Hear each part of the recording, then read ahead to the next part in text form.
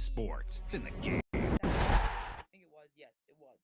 Season 7, and I just liked it so much due to the fact that you had the, Michael's real, movie. And we also, it was a flashback to, was that season 2 or 3, you know, when they are, like, going over the plot when Michael's out of town.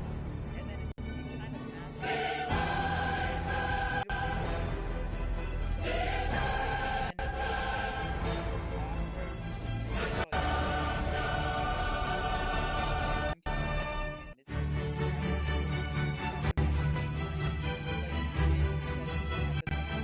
Just call him Mr. Champions League. Cristiano Ronaldo now wearing the colours of Juventus, who tonight face Paris Saint-Germain in the final at the Metropolitano here on the Spanish capital, Madrid.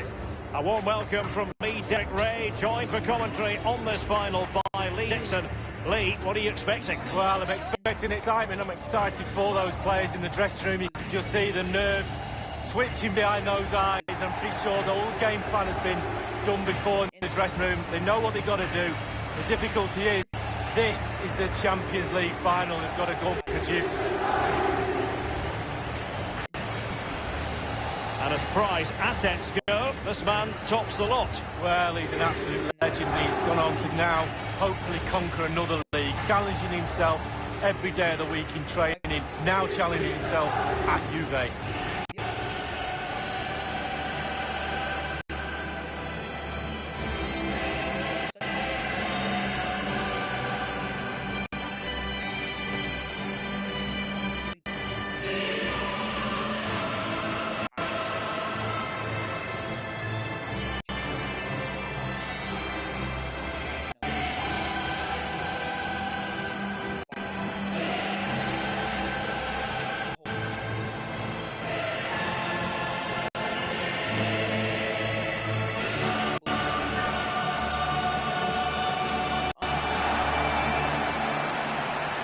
This is how Juventus will line up.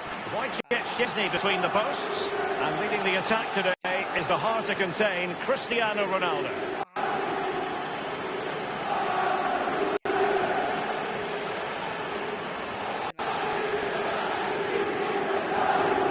But it's going to end in glory for one team and bitter disappointment for the other. Well, big night, all big players, and there's a few on both teams tonight. Who will come out on top? I'm pretty sure it's going to be a great game, tactically, physically, and I think we're going to get some goals as well, Derek.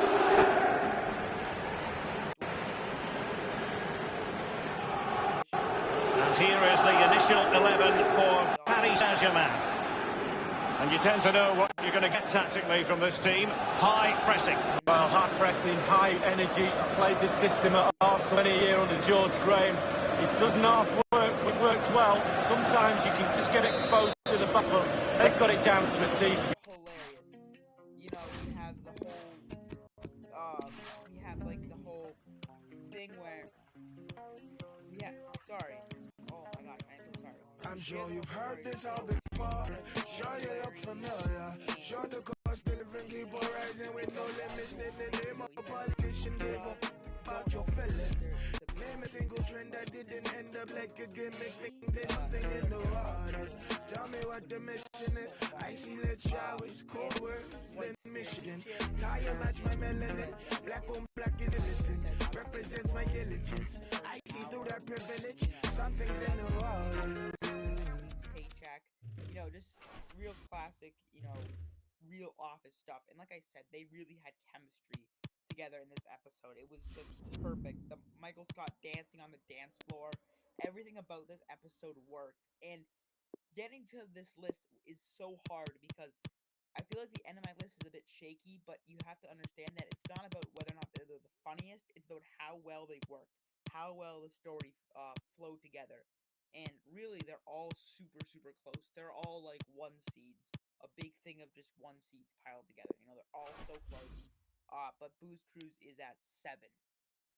At 6, we have Beach Games. I love any single episode of The Office when they go out of the office. I love it. Anytime they're out of the office, it is just great. You get to see that whole new thing.